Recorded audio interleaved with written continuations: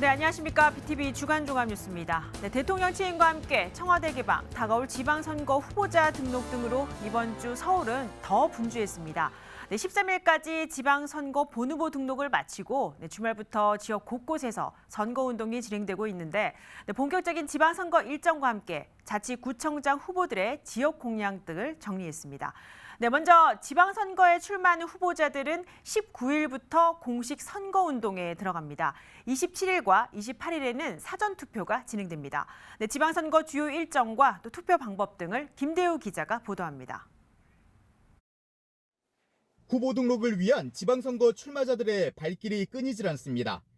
예비라는 단어를 떼는 순간 서류 제출을 마친 출마자 가운데 일부는 다시 한번 선거에 임하는 각오를 되새깁니다. 담담한 반응을 보이기도 합니다. 달라지는 거 없고요. 그전에 출마 결심을 하고 출마변을 말씀드렸을 때랑 똑같은 각오입니다. 본선거까지 오니까 사실 더 각오가 더 새로워지더라고요.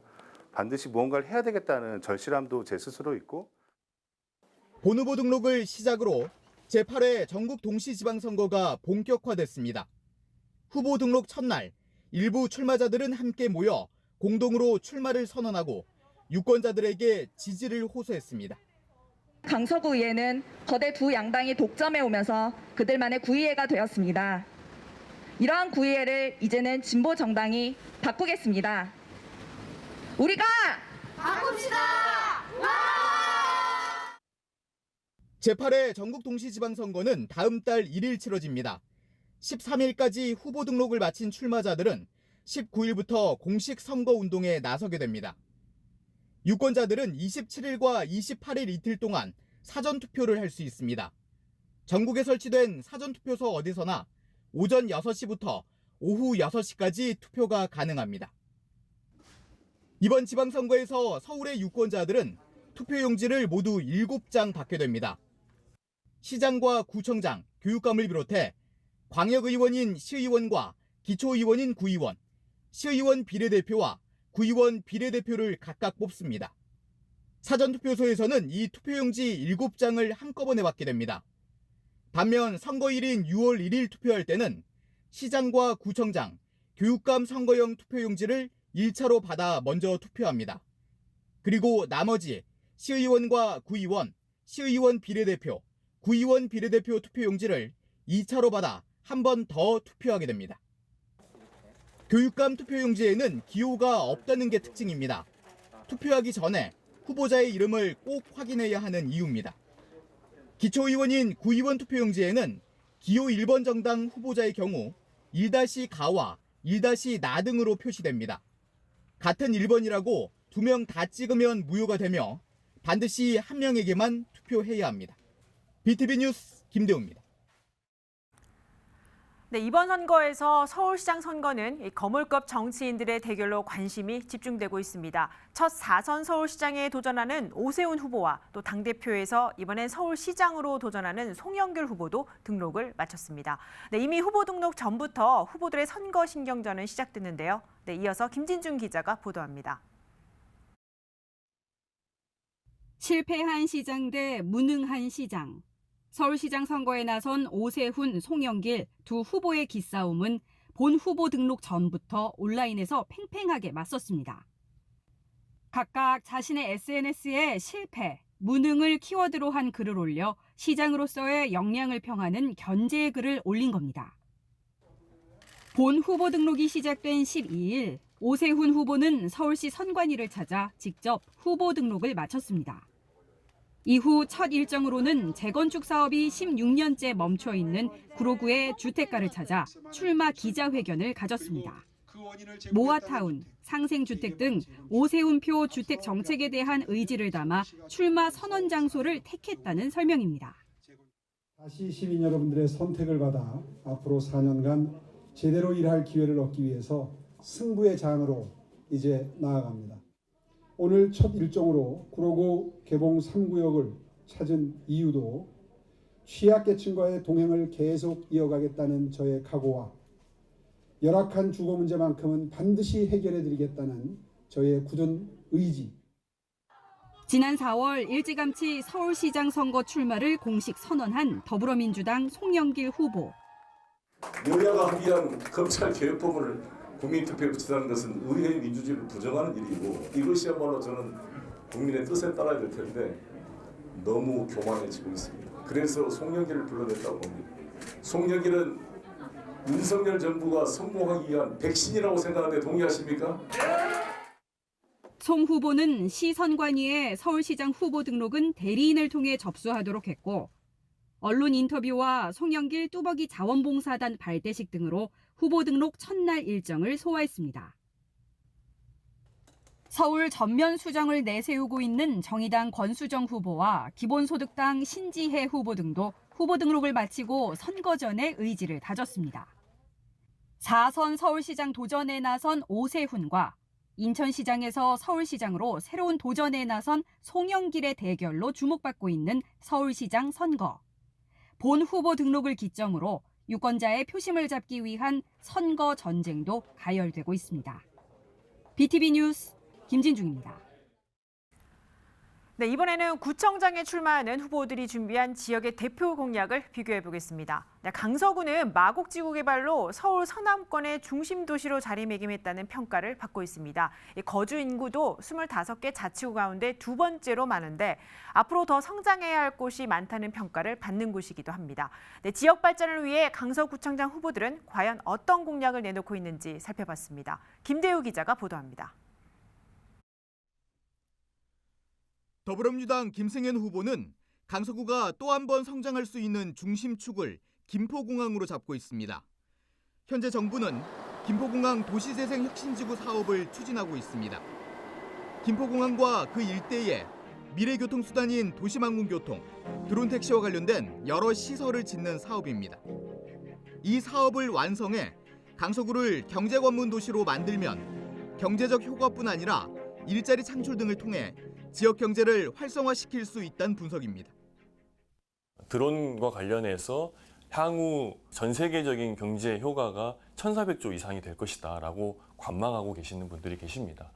그 1,400조 이상의 시장을 강서구가 주도할 수 있다라고 한다면 강서구에 정말 새로운 변화들이 일어날 것이라고 생각하고 지금 현재 국토부의 계획으로만으로도 4조 원 이상의 경제 효과를 창출시키고 2만 9천 개 이상의 일자리를 만들 것으로 보고 있습니다. 그렇게 되면 강서구 경제가 한 단계 성장할 수 있을 거다 이렇게 생각합니다. 국민의힘 김태우 후보는 강서구에 제2의 마곡지구를 만들어 지역 발전을 이끈다는 구상입니다. 과거 뉴타운 정도의 대규모 개발을 통해 이른바 화곡 신도시를 완성하겠다는 겁니다. 화곡동은 강서구 전체 20개 동의 3분의 1을 차지할 정도로 비중이 큰 지역입니다. 그러나 상대적으로 주거 환경이 열악한데 마곡지구와 쌍두마차를 이룰 정도로 바꾸면 강서구가 또 한 번 거대 성장할 걸로 보고 있습니다. 화곡동, 등촌동 등등 소외된 지역이 있습니다. 환경도 열악한 부분이 있고요. 자, 이 소외된 지역을 제가 천지개벽, 화곡 신도시로 바꾸겠다. 지금 이미 그 모아타운이라는 자그마한 수준의 그런 일을 진행하고 있는데요. 이것도 잘 진행이 안 되고 있어요. 제가 계획하고 있는 부분은 제가 그동안 네트워크를 갖고 있지 않습니까? 국토부라든가 이 강점을 잘 살려가지고 화곡 신도시를 만들어서 이 강서구를 발전시키는 쌍두마차로서 제2의 강남으로 만들겠다. 김승현 후보와 김태우 후보는 김포공항 도시재생혁신지구와 화곡 신도시 조성을 각각 첫 번째 핵심 공약으로 내세웠습니다. 새 강서구청장이 되면 해당 공약을 반드시 실현하겠다며 지역 유권자들의 표심을 자극하고 있습니다. BTV 뉴스 김대우입니다. 네, 광화문과 경복궁, 청와대가 자리한 종로구는 관광도시지만 실제 살고 있는 주민들에겐 각종 규제와 또 교통 문제 등으로 불편이 따르는 곳입니다. 네, 이번 6일 지방선거에서도 이 같은 문제 해결이 공약으로 거론되고 있는데요. 종로구청장에 출마한 여야 두 후보의 핵심 공약을 직접 취재했습니다. 더불어민주당 유찬종 후보는 종로구의 주차 문제가 가장 심각하다고 인지했습니다. 유동 인구는 물론 차량 이동이 많은 만큼 종로 지역 곳곳에 주차 공간이 필요하다는 겁니다. 특히 청와대 개방으로 관광객이 몰릴 것을 대비해 주차 대란이 우려될 것이라고 분석했습니다. 무엇보다 주민들이 안전하게 생활하고 국내외 관광객들이 주차 때문에 불편하지 않도록 이동 편의 제도를 적극 지원하겠다는 각오입니다. 주말에는 4차선 도로의 가장자리에 전부 무료 주차를 실시하고 싶어요. 실시도 중요하지만 정책이라고 딱 정해놓고 조례가 안 되면 구청장 직권으로라도 그렇게 한번 할 생각이에요. 국민의힘 정문원 후보는 종로구의 인구 감소부터 해결해야 한다고 주장합니다. 2년 전 15만이 넘었던 종로구 인구가 점점 감소하고 있다며 인구 유입 대책을 세웠습니다. 이를 위해 젊은 세대가 살고 싶은 환경을 만들고 과거 교육의 1번지 종로구로 회복하는 등 주거와 교육, 생활안전 등을 재정비해 인구수를 늘리는 방안이 필요하다는 겁니다. 젊은 건전한 중산층 부분들이 살고 싶은 환경을 만들어 줘야 그래야 이제 젊은 건전한 중산층 젊은 친구들이 유입이 되고 그래야 이제 아이들이 학교를 다니고 그래야 학교가 다시 활성화돼서 좋아지고 이런 게 선순환 구조로 돌아야 되는데. 유찬정 후보는 종로구 내 주차 공간 확보를, 정문원 후보는 종로구 내 젊은 층 유입 대책을 각각 핵심 공약으로 내세웠습니다. 다음 달 1일 신임 종로구청장으로 당선되면 이를 가장 먼저 실현하겠다는 포부로 지역 유권자 표심 잡기에 주력하고 있습니다. BTV 뉴스 강혜진입니다.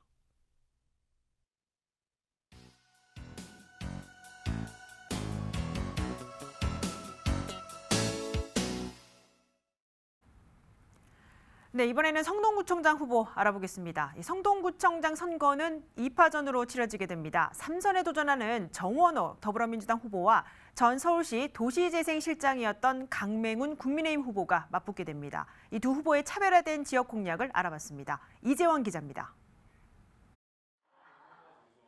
정원호 더불어민주당 성동구청장 후보는 1968년생으로 전라남도 여수 출신입니다. 현역 구청장으로 3선에 도전하게 되며 한양대학교 경영대학 특임교수를 역임했습니다. 정원호 후보의 핵심 공약은 왕십리 역세권과 삼표 레미콘 부지 일대를 활용한 4대 도약 프로젝트입니다. 왕십리 일대 행정, 교육시설을 각각 행당동과 덕수고 일대에 배치해 타운을 조성하고 왕십리 역세권은 글로벌 비즈니스 타운으로 고밀도 개발한다는 전략입니다. 삼표 레미콘 부지에는 오페라하우스 등 문화 복합시설을 건립하고 응봉산에서 삼표, 서울숲을 잇는 곤도라를 설치해 문화 관광타운을 조성한다는 계획입니다. GTX-C 왕십리역 신설이라든지 이런 굵직한 일들이 해결이 됐고요. 다만 이제 그렇게 큰 성과를 이루는 것들이 아직 진행형이기 때문에 이 사업들을 마무리하고 우리 성동구가 서울의 최고의 넘버원 자치구가 될 수 있도록 하기 위해서 출마를 결심하고 오늘 나섰습니다. 강맹훈 국민의힘 성동구청장 후보는 1962년생으로 경상남도 고성 출신입니다. 전 서울시 도시재생실장, 주택건축 정책관 등 30년 이상 재직한 서울시 공무원 출신입니다. 강맹훈 후보는 삼표 레미콘 부지에 글로벌 첨단 기업인 구글의 R&D 센터를 유치해 미래 먹거리를 만든다는 구상입니다. 한양대를 중심으로 한 행당, 사근, 용답동 일대에는 연구 주거 복합 지역을 만들어 젊은 활기를 불어넣는다는 전략입니다. 성수 전략 정비 구역은 종상향을 통한 고밀도 개발로 지상에는 도시숲과 상점가가 들어가 미국 허드슨 야드를 뛰어넘는 명품 지구단지 조성을 약속했습니다. 4차 산업을 선도할 수 있는 가장 좋은 지역이 바로 성동입니다.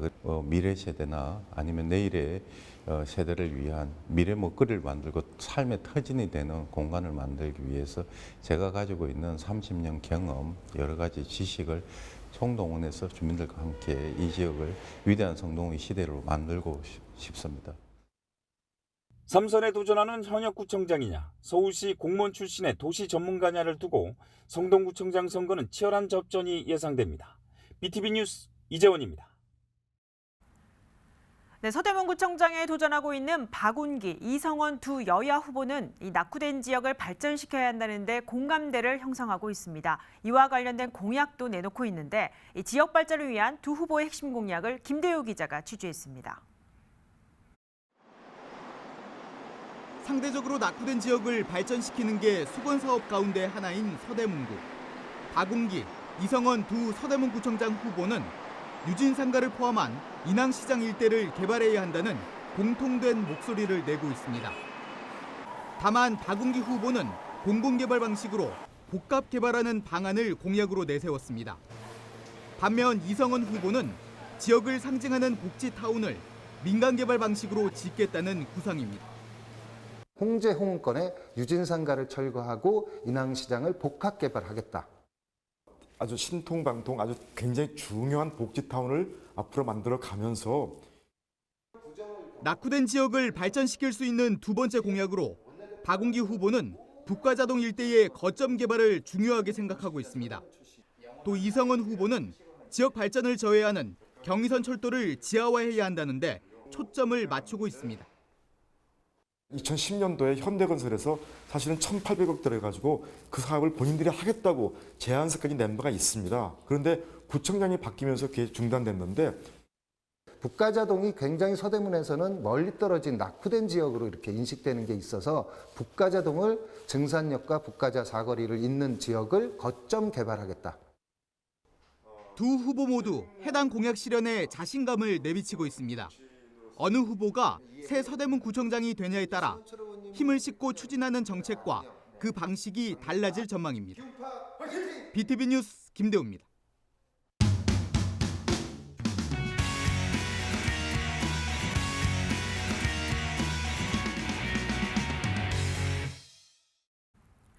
네, 다음은 자치구 소식입니다. 네, 지난달 강서구에서는 여러 시민사회단체가 이번 지방선거에 나서는 강서구청장 후보들에게 정책 제안을 하기로 했습니다.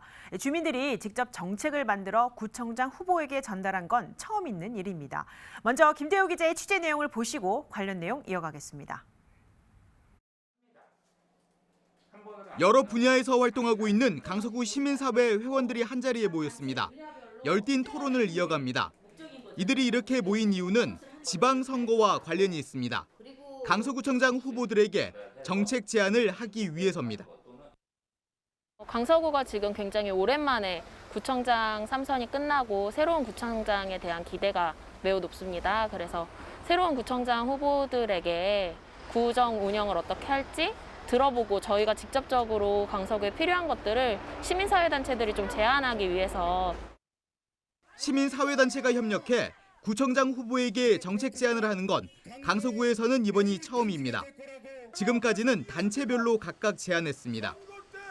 힘을 모아 분야별로 공통의 정책을 만들어 건네면 받아들이는 입장에서 더 관심을 가질 수밖에 없다는 분석입니다. 무엇보다 구청장이 된 뒤 보다 책임감 있게 제안받은 정책을 추진할 걸로 기대하고 있습니다. 안 지켜져도 어쩔 수 없는 부분이 있었다면은 지금은 시민사회 전체가 제안을 하는 것이니 그걸 받아들이는 게 더 무겁게 받아들이지 않겠느냐. 주민 전체들한테도 도움이 될 수 있는 그런 정책을 제안할 수 있겠다라고 하는.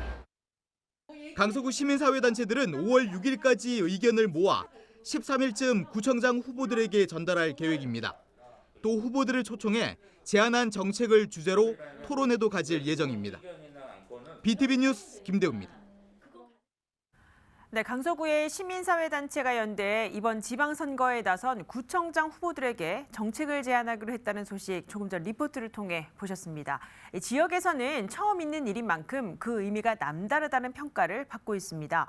네, 이번 정책 제안 연대에 참여하고 있는 저희 윤성민 주민통신원을 화상으로 연결해서 조금 더 자세한 소식 들어보도록 하겠습니다. 네, 윤성민 통신원 나와 계십니까? 네, 안녕하세요. 강서구 주민통신원 윤성민입니다. 네, 반갑습니다. 오랜만에 뵙겠습니다. 앞서 리포트에서 잠시 언급이 있었지만 다시 한번 좀 여쭤보도록 하겠습니다.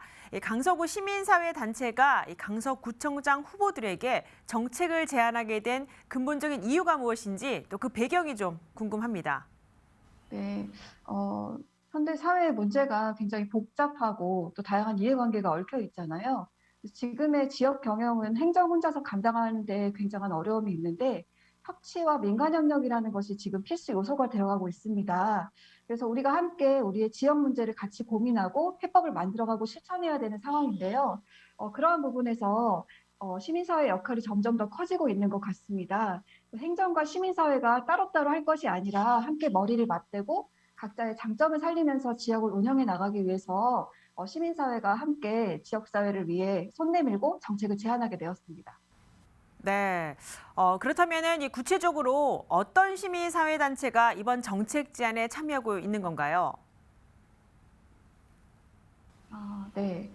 단체 이름을 다 읽자면 너무 길어질 것 같아서 지난 4월 달 강서 시민사회 네트워크 강서동의 원래 모임 때 정책 제안을 제안하게 되어서 추진하게 되었고요. 강서 지역의 교육, 기후위기, 노동, 돌봄, 커뮤니티, 문화예술, 사회적 경제, 성평등, 장애, 청년 등의 활동하고 있는 단체들이 참여했습니다.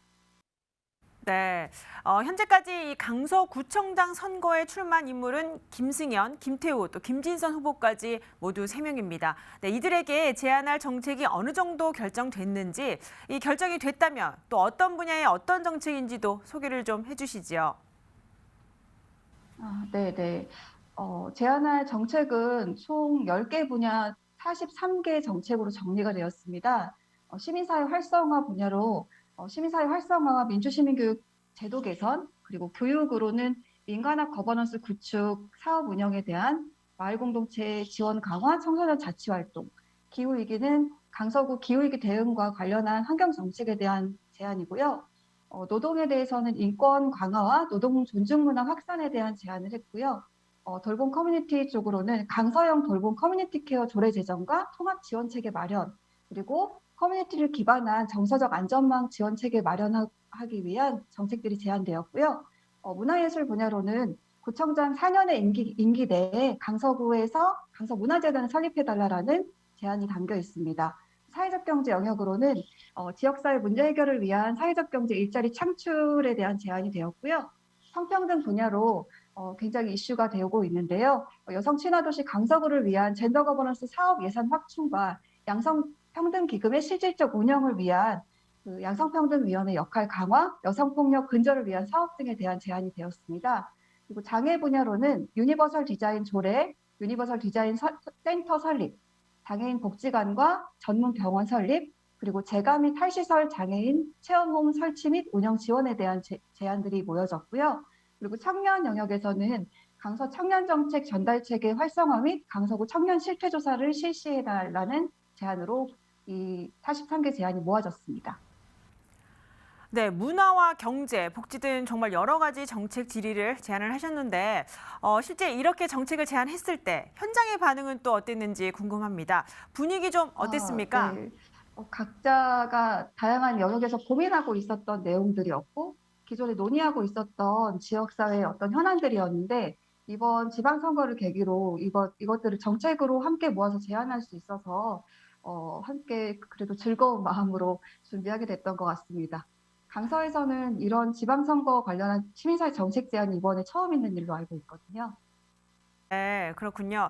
끝으로 이 제안한 정책이 어떤 식으로 진행이 돼서 또 반영될지가 기대가 되는데 이 강서 지역의 시민사회 단체 연대의 향후 계획과 함께 또 한 말씀 해주신다면요. 네, 정책 제안을 제안한 강서 시민사회가 지난 금요일 강서구청장 후보 캠프를 직접 찾아가서 3곳의 정책 제안집을 전달을 했고요.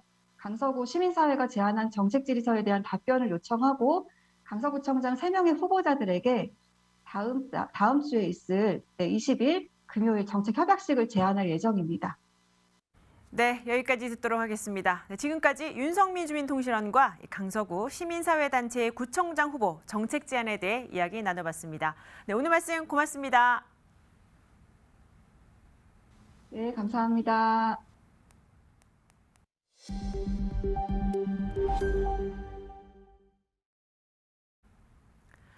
네, 2년 전 5월 이 강북구의 한 아파트 경비 노동자의 안타까운 죽음의 사연 기억하실 겁니다. 하지만 여전히 경비 노동자들의 근무 환경은 열악한 실정인데요. 이를 해결하기 위해 아파트 등 공동주택에서 일하는 경비 노동자들이 이 서울시장 후보들과 각 구청장 후보들에게 고용 안정을 위한 정책 마련을 촉구했습니다. 노동인권과 처우 개선 등에 대해서도 목소리를 높였습니다. 서주원 기자가 취재했습니다. 서울 지역에서 근무하는 경비 노동자는 약 2만여 명. 대부분 근로기준법의 보호를 받지 못하는 특수고용 노동자들입니다. 지난해에는 공동주택관리법 시행령 개정으로 처우가 조금 나아질까 생각했지만 오히려 업무는 늘어났습니다. 요즘은 3개월, 6개월 단기 근로 계약도 많아졌습니다. 연장 근로를 해도 수당도 없고 휴일 근무를 해도 수당도 없고 뭘 문제로 삼고 있는지 애로점이 뭔지를 정말로 좀 한번 알아보고 이렇게 좀 뭘 해나갔으면 좋겠다 이런 말씀 드리고 싶습니다. 아파트 경비 노동자들과 노동조합 관계자들이 서울시청 앞에 모였습니다. 지방선거에 출마하는 서울시장, 구청장 후보들에게 고용 안정과 노동 인권, 처우 개선을 촉구하고 나선 겁니다. 첫째, 근로계약 기간을 1년 이상 유지하는 공동주택에 서울시가 수도관 교체 등의 인센티브를 부여해달라는 요구입니다. 둘째는 오는 7월부터 정부 지원이 종료되는 경비노동자 고용유지 지원금을 서울시가 승계해달라는 것. 셋째는 각 지역구청에서 경비실 환경 개선을 책임져 줄 것을 주장했습니다. 이 고용 안정은 모든 권익 개선과 입주민 가치를 건전하는 첫 시금석이 되는 굉장히 중요한 조치입니다. 시민들이 관심 가져 주셔야 한다는 겁니다. 이제 서울시가 나서야 한다는 겁니다. 여전히 꼬인 실타래로 남아있는 경비 직종의 현장 실태. 경비 노동자들과 노동조합은 빠른 시일 내에 각 후보자들에게 정책 질의서를 전달하고 답변을 받을 예정입니다. BTV 뉴스 서주원입니다. 네, 경비 노동자 고용 문제는 이 서울뿐만 아니라 모든 지역에 해당하는 사회적 이슈입니다. 다음 달 1일 지방선거를 통해 선출된 이 서울시장과 또 자치단체장 등에게 경비 노동자들의 안정고용을 유지하기 위한 정책서가 전달이 됐는데 여기에 대해 좀 더 깊이 있는 내용 알아보도록 하겠습니다. 네, 경비 노동자 고용 안정 문제에 대해 해결 방안을 모색하고 있는 서울노동권익센터 이남신 소장을 저희가 화상으로 연결해서 자세한 내용 들어보도록 하겠습니다. 네, 안녕하십니까? 네, 안녕하세요. 서울노동권익센터 소장 이남신입니다. 네, 반갑습니다. 먼저 이 경비 노동자들이 6일 지방선거에 출마하는 후보자들에게 고용 안정을 위한 정책 질의를 진행을 했습니다. 네, 우선 경비 노동자들이 사회적 이슈로 이렇게 목소리를 높이겠다는 데는 의미가 있어 보입니다. 이 부분 어떻게 보십니까? 네, 지금 그 경비 노동자들은 이제 생애 마지막 일자리라고 불릴 정도로 중고령의 남성 노동자들이 가장 많이 종사하는 직종이잖아요. 그리고 지금 또 최저임금 인상이 논의되고 있는데 최저임금 인상될 때마다 또 해고 감원 논란에 시달리기도 한 대표적인 취약 노동 계층이기도 하거든요. 그래서 이제 이분들의 일자리를 좀 보장하기 위해서 여러 차례 서울시나 중앙정부, 국회까지 포함해서 또 이해 당사자 단체들도 함께 힘을 모아서 상생협약을 수차례 맺었거든요. 그리고 법 개정도 있었고요. 그런데 실제로 현장에서는 여러 가지 어려움이 있습니다. 지금 해고 문제도 빈발하고 있고요. 그래서 이런 시기에 지방선거를 앞두고 경비 노동자들이 직접 자기 목소리로 요구안을 제출하는 것은 굉장히 큰 의미가 있고요. 특히 서울은 아파트 경비 노동자 관련해서는 굉장히 모범적으로 정책 실현을 잘해온 대표적인 광역 지자체입니다. 그래서 우리 오세훈 시장님도 관심이 많으시고요. 그래서 그런 측면에서 본다면 이번 지방선거에 출마하는 각 후보들이 아파트 경비 노동자들의 고용을 보장하고 또 권익을 개선할 수 있는 그런 좋은 공약들을 낼 수 있기를 기대하고요. 그런 면에서 무엇보다도 당사자들의 목소리에 귀 기울이는 그런 계기가 됐으면 좋겠습니다. 네, 이 서울에만 경비 노동자가 약 2만여 명으로 추산이 됩니다. 실제 경비 노동자들의 고충 많이 들으셨을 텐데 어떠셨는지 또 그리고 현장의 실태가 어떤지도 좀 궁금합니다. 일단 그 작년 11월에 그 공동주택관리법이 개정이 됐거든요. 실제로 아파트 경비원들은 경비업법 적용을 이제 받아왔어요. 근데 경비 업무에 다른 일을 하면 안 돼요. 불법이에요. 근데 실제로는 잘 아시겠지만 분리수거나 또는 여러 가지 이런 관리 업무를 해요. 예를 들면 뭐 그 선거도 지원하고 그리고 이런저런 홍보물도 배달하고 또 택배도 관리하고 이런 역할을 해왔단 말이죠. 그러니까 실제로는 경비 업무만 하는 경비원이 아니라 관리 업무까지도 불법으로 겸직해서 왔어요. 그래서 이게 이제 문제가 됐죠. 위법 논란이 됐고 이제 법 개정이 돼서 관리 업무까지도 경비 업무와 함께 겸직할 수 있도록 합법화를 했습니다. 근데 문제는 이렇게 관리 업무를 겸직하게 되는 경비원은 이제 그전에는 감시 단속직 노동자라고 해서 근로기준법상 보호를 제대로 이제 못 받는 그런 예외적인 노동자로 치부가 됐거든요. 경비 노동자들은. 근데 관리 업무까지를 겸직하게 되면 노동자가 받을 수 있는 온전한 법적 권리를 또 보장을 해야 되거든요. 근데 이제 그런 경우에 문제는 인건비가 올라가요. 그러면 아파트에서는 입주민들이 인건비 인상으로 인한 관리비가 올라가게 되면 바로 감원하자고 하잖아요, 요즘. 그래서 이제 그게 이제 문제가 돼서 일단 경비원들의 고용을 보장하면서 그리고 아파트 입주민들이 부담해야 될 관리비도 인상하지 않도록 이렇게 좀 상생 방안을 찾자 해서 이제 상생 협약도 맺고 또 지금 여러 가지 이제 컨설팅을 통한 상생 모델 개발도 서울시를 시작해서 지금 진행해 오고 있는 그런 상황인데 하여튼 현장에서는 아파트 경비원분들이 일은 많이 늘어났는데 이제 법적 권리도 잘 보장되지 않고 있고 오히려 해고 감원이 늘어나고 있는 이런 어려운 처지에 놓여 있습니다. 네, 이 인건비 등 경비 노동자 처우 문제에 더해서 이 경비 외에 또 노동계 전반에 대한 문제인식도 좀 필요하다 보입니다. 네, 끝으로 이번 지방선거에 출마하는 후보들에게 추가로 요구할 사항이나 또 당부할 말씀이 있다면 한 말씀 해주시죠. 일단은 먼저 그 아파트 경비 노동자들, 청소 노동자들에 대한 아파트 입주민들 비롯한 우리 시민들의 인식이 좀 달라지기를 간절하게 바라고요. 우리 사회의 공동체 구성원이잖아요. 그래서 그런 분들의 노동 권익에 대해서 좀 더 관심을 가져주셨으면 좋겠고요. 그리고 무엇보다도 올해 이제 중대재해처벌법도 시행이 됐는데 그 노동 안전을 비롯해서 지금도 뭐 산재 사망자들이 매일 발생하고 있습니다만 최소한 노동자들이 죽지 않고 다치지 않고 안전하게 일할 수 있는 그런 일터를 만드는데 시민들께서도 많이 관심 가져주시면 고맙겠습니다.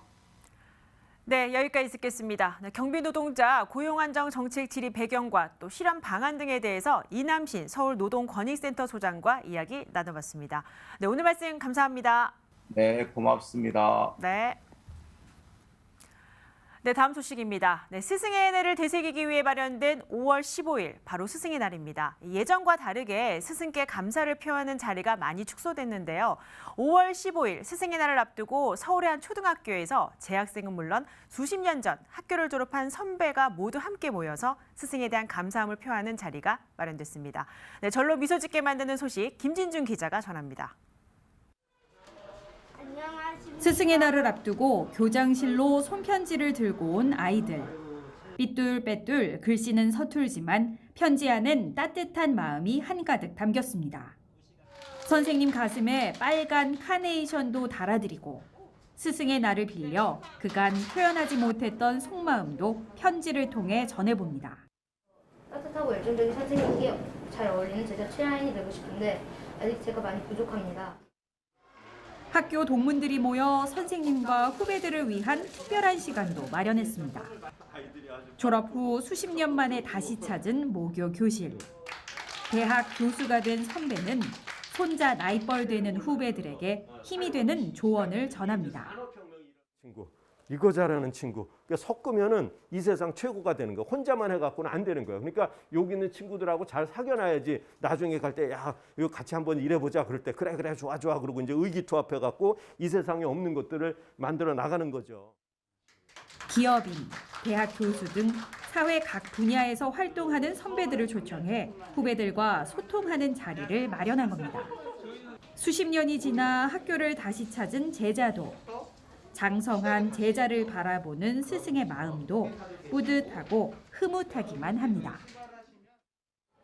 선생님 오랜만에 선생님 뵙고요. 너무 행복했고 또 덕분에 아이들과 함께 할 수 있었던 것 같습니다. 앞으로도 선생님처럼 좋은 교사가 될 수 있도록 노력하겠습니다. 감사합니다.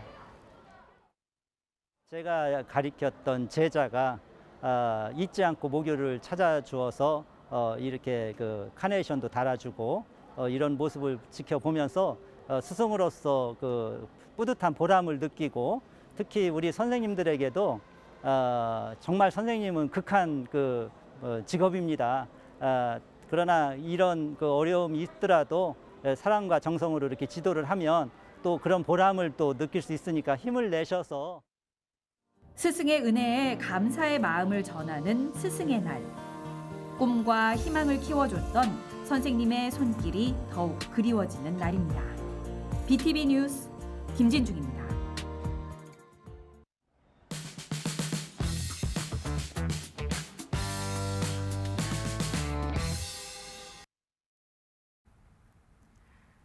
네, 코로나19로 배달 문화가 확산되면서 오토바이 이륜차 사고 위험성은 더 커졌습니다. 자동차에 비해 안전성은 물론 교통사고가 났을 경우 치사율도 높기에 운전자의 교통법규 준수가 무엇보다 중요한데요. 네, 오늘 슬기로운 교통생활에서는 안전한 이륜차 운전을 위해 알아둬야 할 것들을 짚어봅니다. 김진중 기자가 취재했습니다. 신호등은 적색불이 들어와 있지만 왼쪽에 오토바이는 아랑곳하지 않고 신호를 위반한 채 주행합니다. 빨간 신호등에서 우회전할 것처럼 방향을 틀다 다시 직진 차선을 이용하기도 합니다. 적색불이 켜져 있고 보행자가 건널목을 건너고 있는 상황에서도 이를 무시하고 자기 갈 길만 가는 이륜차 운전자. 컴컴한 밤의 상황은 더욱 심각합니다. 차량이 많이 다니는 도로인데도 이륜차 신호 위반은 쉽게 찾을 수 있습니다. 이리저리 신호를 무시하고 무법질주하는 이륜차의 모습은 우리 일상생활에서 심심찮게 등장하고 있습니다. 이륜차 사고 사망자 수는 2019년 498명에서 2020년 525명으로 증가하다 지난해에는 459명으로 감소세를 보였습니다. 하지만 올해 4월 기준 이륜차 교통사고 사망자는 125명으로 전년 동기 대비 19%나 증가해 사고 위험성은 여전한 상태입니다. 이륜자동차 사고 같은 경우에는 그 사망자 수 같은 경우에는 감소 추세에 있긴 하지만 사고 건수와 부상자 수는 증가 추세에 있는 지금 상황이고요. 주로 이제 사고 유형으로는 운전자의 법규 위반으로 인한 사고 중에서 신호 위반 사고라든지 전방주시 태만과 같은 안전운전 의무 불이행 사고가 주로 많이 발생하고 있습니다. 점차 증가하고 있는 이륜차 교통사고의 원인 중 하나는 바로 교통법규 위반입니다.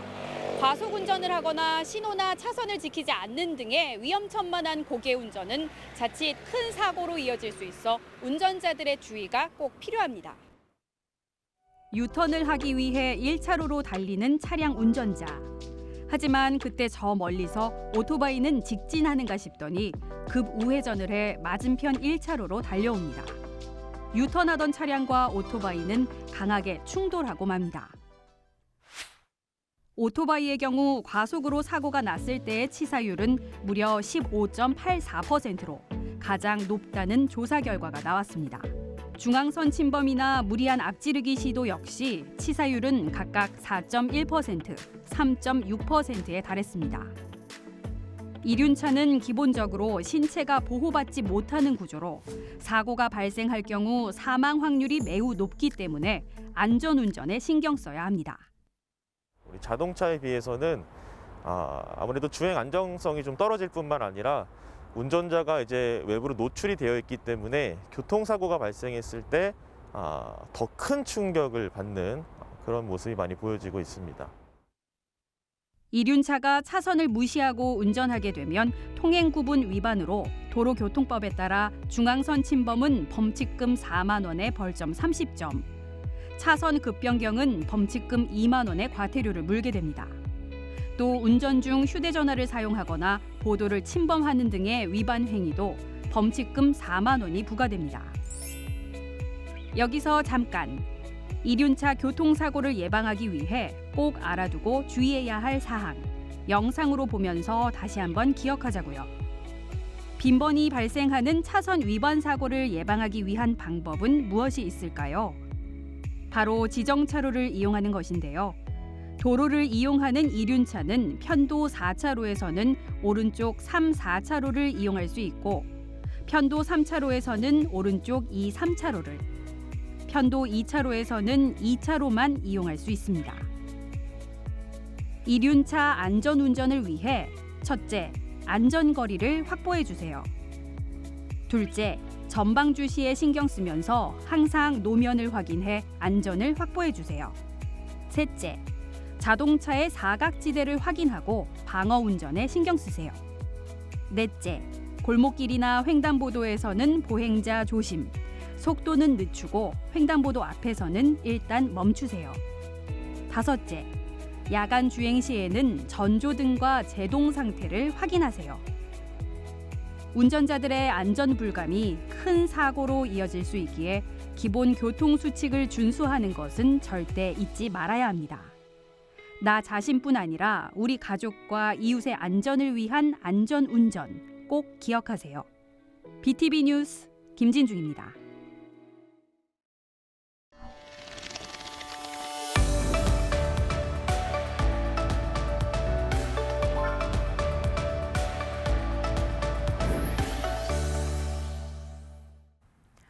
네, 일상의 쉼표가 필요한 시간, 아름다운 문화예술 소식을 전해드리는 이주의 원픽입니다. 독립운동의 중심축이었던 대한민국 임시정부가 고국으로 돌아오기까지 그 발자취를 더듬어보는 국립 대한민국 임시정부 기념관의 특별전 소식을 전해드립니다.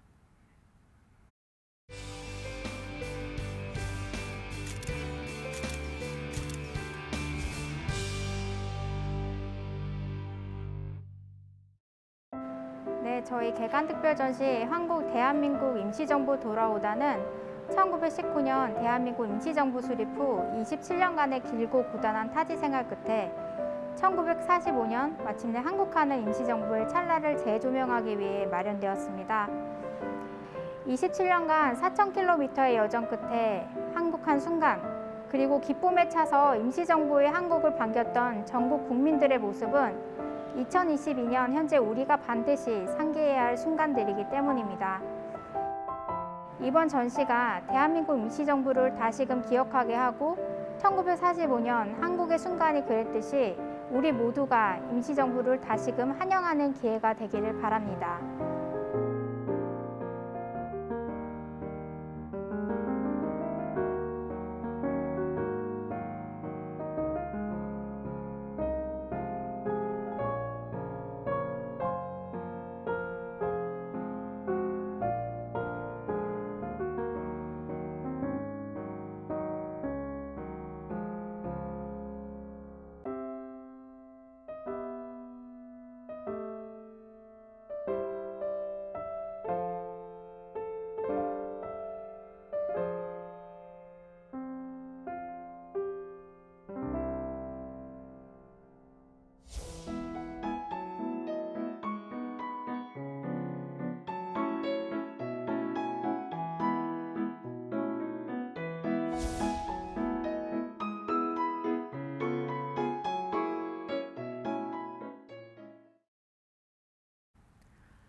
네, 6일 지방선거 출마자가 확정됐습니다. 서울시장과 교육감, 자치구청장과 지역의 시의원과 구의원 등 유권자가 뽑아야 할 일꾼들이 많습니다. 유권자 한 명이 받는 투표용지는 7장, 네, 2차례 나눠 투표를 하는데 어떤 자리에 어느 후보가 출마했는지 지금부터 눈여겨보시고 또 후보들이 만든 공약이 실현 가능한지 꼼꼼하게 살펴보는 것도 유권자의 의무입니다. 네, 지역의 일꾼, 여러분의 현명한 선택을 위해 저희는 가치 있는 소식으로 다음 주 찾아뵙겠습니다. 네, 건강한 주말 보내시기 바랍니다. 시청해주신 여러분 고맙습니다.